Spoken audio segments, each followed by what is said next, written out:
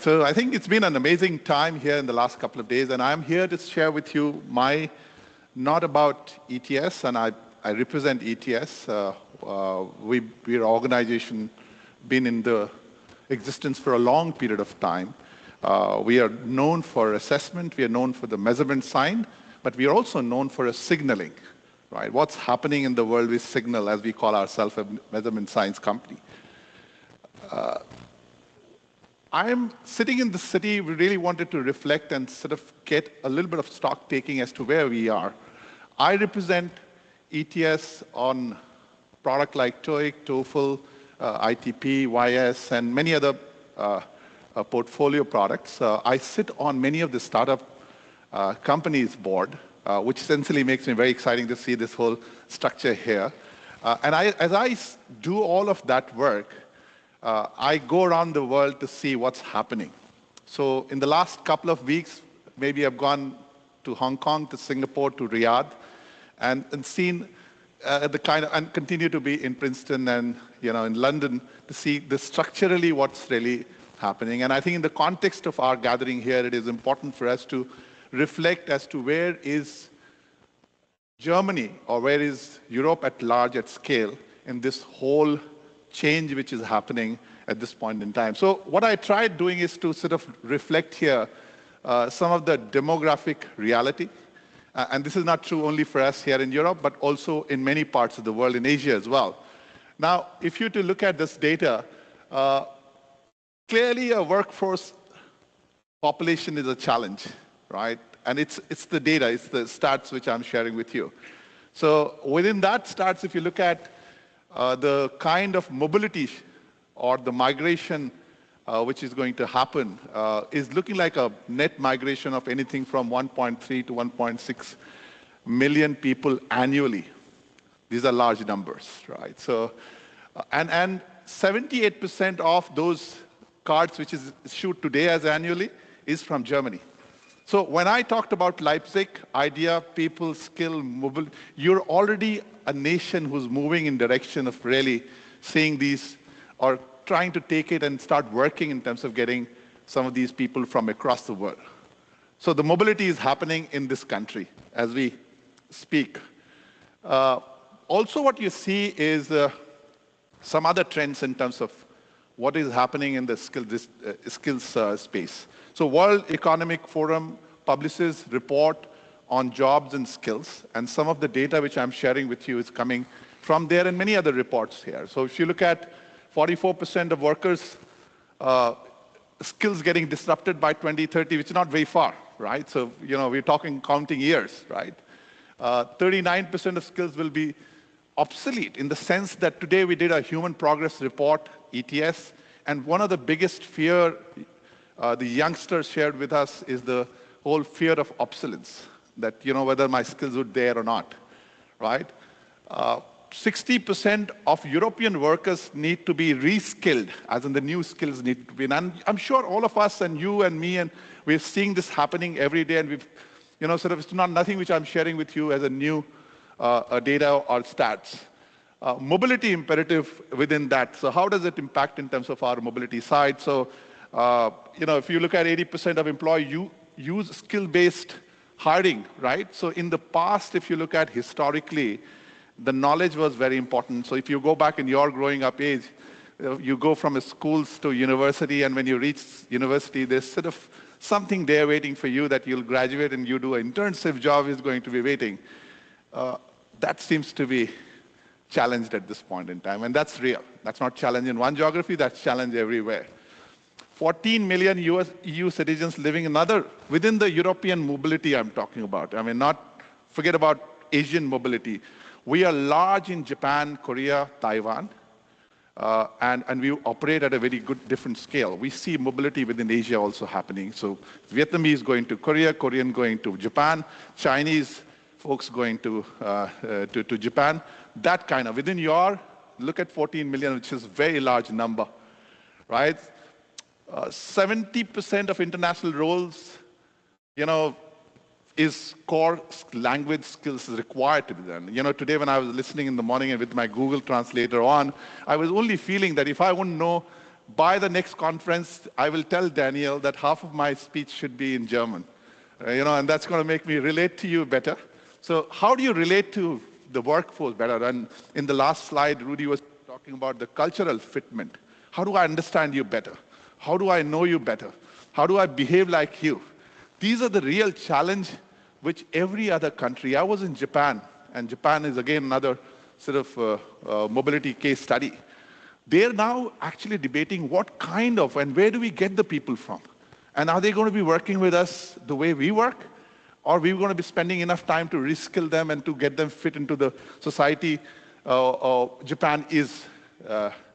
So, workforce today, for a scale and for us to sort of look at these millions of people coming from, requires to have something which is a real, sort of evidence-based interference, or basically something which can actually help us to scale in the days to annual number of 1.3, 1.6 million is not less. So if you don't have structure which can help you to scale, it'll be a challenge for us as we start moving into the next year. So what is it contextually telling us? So the global mobility assessment challenges in front of us is really, we did our own human progress report, which is where we've kind of looked at mapping some of the all the way from a 14 years to a 28 years. And what you see, some of the reflection of from a challenge which you see, and how could you actually convert that challenge to have geography or the country such as Germany to take strategic advantage of it, right? So you've been a country of idea, you've been a country of disruption. How would you convert some of it to sort of become your advantage in your favor? So we would look at tools which essentially can provide you, or us or people in the room could provide you to make this as more suitable to get youngsters to this nation, which can actually, sort of help you to get with more ideas and thrive and become an economy of future as well. I mean, I was flying in from Hong Kong, and I was sharing somebody yesterday. I mean, when I entered in Hong Kong, I sat in a car, right? And car was everything was there possibly you could ask for. In 6 cameras, you could see all of the movements and right set of, road traffic rules coming in. And then when I speak to the gentleman who was my friend, Kevin, as to what is it this car may be worth, he says, this costed me 30,000 quid. I said, are you serious? He said, that car had every possible facility built into the car, or things which are built in the car, but which are costing you something which is look like that, you could perhaps never imagined in the past. So when that kind of shift happening within the industry context, when that kind of shift happening within the context of nation, it is important that the nation of ideas, the places like Leipzig and in Germany, we need to start rethinking and it needs to start recalibrating. Now, this chart represents some of the skills gap which we've seen in terms of very often spoken about problem solving, critical thinking, collaboration, communication. So what you see as a chart is the assessment gap percentage, what is important versus what is measured, right? What we are measuring, what is important. So on the right side on the green chart, you see that's the kind of gap which we have. Now, in terms of percentage, looks small, but imagine if it continues annually, this kind of gap, it creates a huge sort of gap within your own workforce, which is going to drive some of these new innovations and ideas and changes which is going to come in. So I think clearly it's coming from every other report, whether it's OECD or WEF or our own Human Progress Report or McKinsey. Everybody is actually talking about this 21st century skills and the skills which is essentially required and where the gap is and how do you build on these gaps. So what does it mean for us as an organization, as I call ourselves a signaling organization? It is important for us to signal well for you. So it is actually, telling us that you should be thinking about more evidence-based, more skill-based, rather than continue to think about the knowledge-based, solutions. And when I see these startups working across different parts of the world, my main question to them that are you looking at some of what is required in the future with the 21st century skills to be sort of as part of your solution. I think it's important for us as a HR community or the community who represent people or represent the youngster, right, to be thinking very seriously about it, because you are the one who creating future, immediate future, right? We can go back all the way to the youngsters in the school, but that's a job which is essentially becomes in a way or other the government to start thinking about and start making policy around that. But for us, as an HR community, it becomes important that we should start, looking at some of these stats and start thinking about make this as a part of your culture or make this as a part of your solution. So, the big question for us is not only that what people know. Knowledge is commodity today, as many people would tell you. And it's becoming even more so with lots of new solutions which are really there in the marketplace. We like it or we not like it, the knowledge is there. Yesterday, in a discussion, we were talking about that Leipzig is a city where the largest library used to be, which has gone to Frankfurt, where the World Book Fair happens. Now imagine those library and the knowledge which was there so much. It was passion and real pride to kind of keep those monographs and the books of the past. Right? Today, that knowledge is pervasive. It's available to you. Whatever you want to know, it is there for you. I went behind to sort of look at all of what you're presenting and listen to that in my own Google translation in a way that just the knowledge which exists there in the digital format and converting that into something which is known to me or which I can understand, right? It's not about knowledge, what we know, it is what we can do.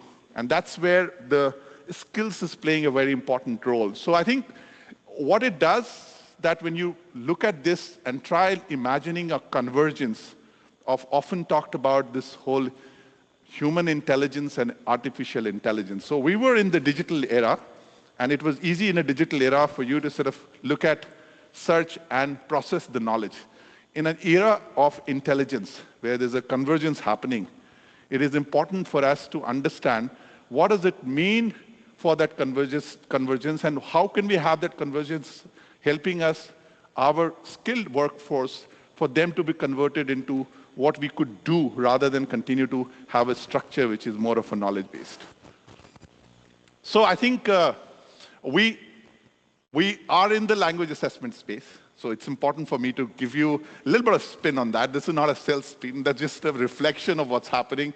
I think I felt it in the morning today when I was not able to understand every bit of German, right? It is important for you as an HR community to feel that if you do not have a language understood by your people who you're taking as part of your mobility, 1.3 to 1.6 million people, then it is you creating an organization or a nation which could actually throw in some of the challenge in the future. So I think what I've tried sort of look at is telling you the story of what we represent. So anybody who takes one of our tests in a city of Kyoto, and he gets a certificate of kind, and if he comes to Leipzig, and he takes the same assessment, the validity, fairness, and score remains the same. So imagine a very evidence-based assessment tried actually assessing of that individual of a Kyoto coming all the way from Japan to a city of Leipzig and have a similar result. You would like that kind of talent mobility to happen. You have an imperative of that talent mobility. You would like talent of such kinds to really come in yours, so that it can really have a nation which continues to thrive. You do not have a challenge of a talent which essentially starts not taking time in terms of adjusting it, and you spending a lot of money in terms of training or upskilling them. So I think, as I said,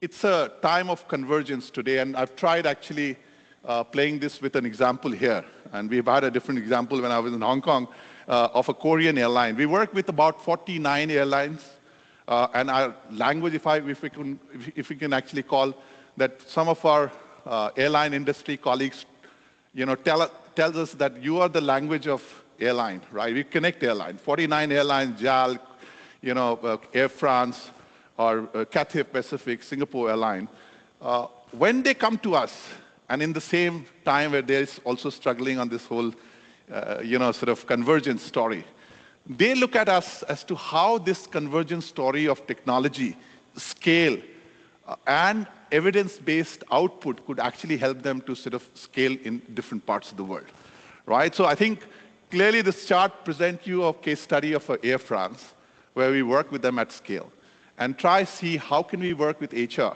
to help them, make it easy for them using the tools, make it more human for them, getting the human intelligence, make it more evidence-based so that they can have a culture of Air France continue to scale. So if they're hiring Air France in Dubai, or they're hiring in Hong Kong, or they're hiring in Beijing, they get a same Air France culture who they have hired in Paris or anywhere in the France. So how do you get this whole set of things together? It really makes easy for you as an organization. It's not that you standardize it. The days of standardization gone. It's just that what you look at, creating an evidence which is your evidence-based conversation happening within your organization. So that's really where, this whole convergence story works well. So this is the story. We've had a challenge.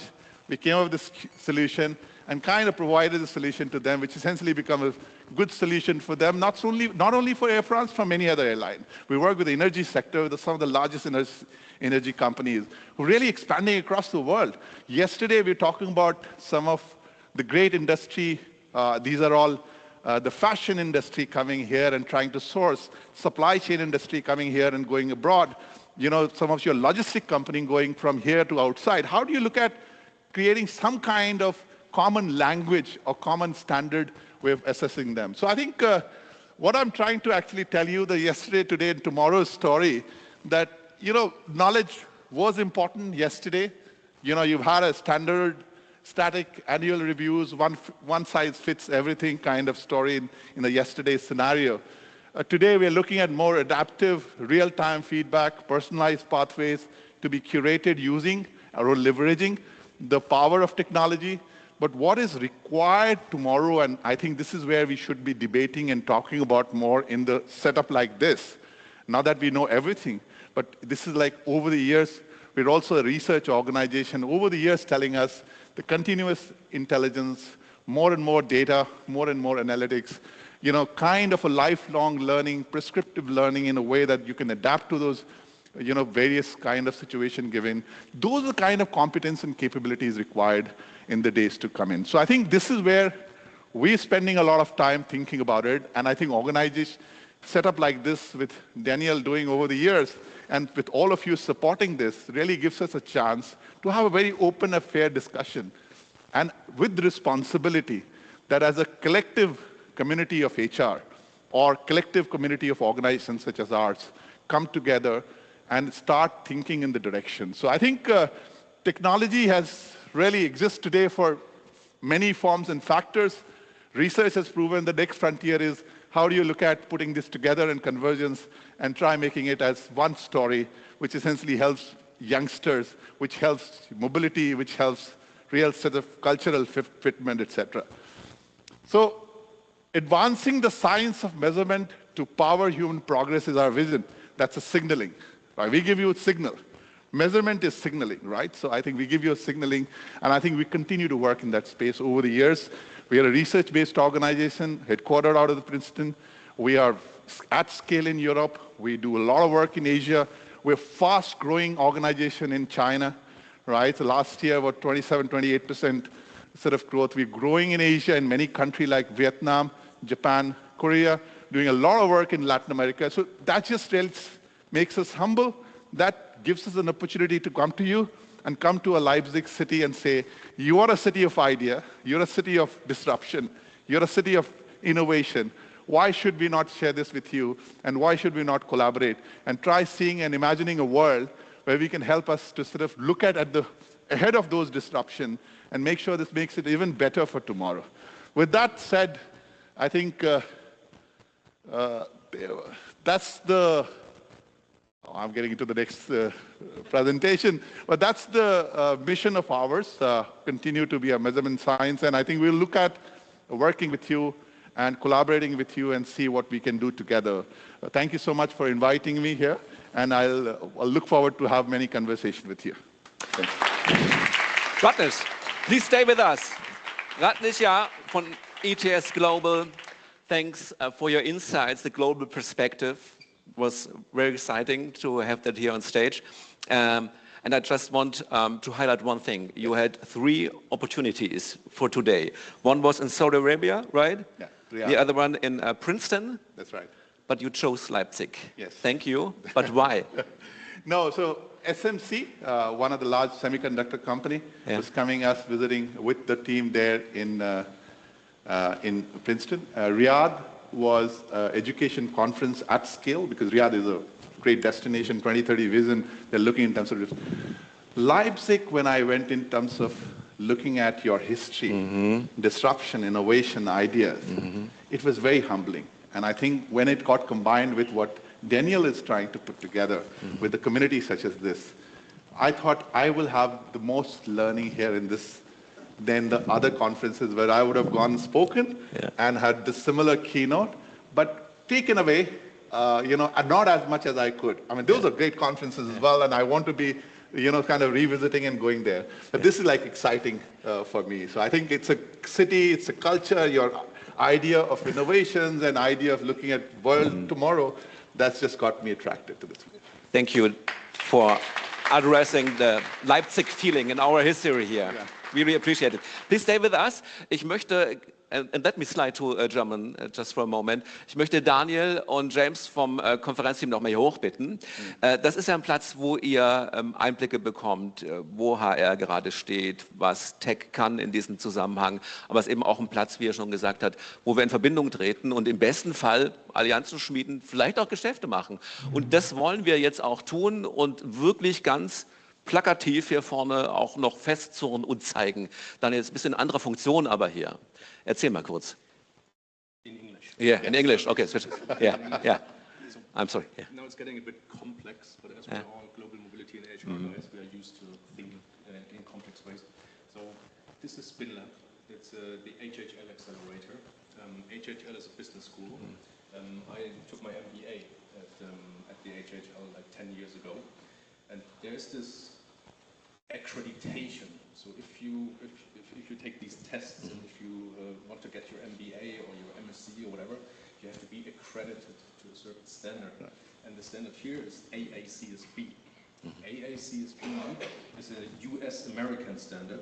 And if you reach a certain level, so if you belong to the 10% of the best or 20% of the best bachelors, for example, you can become a member of Business Honor Society. It's called Beta Gamma Sigma.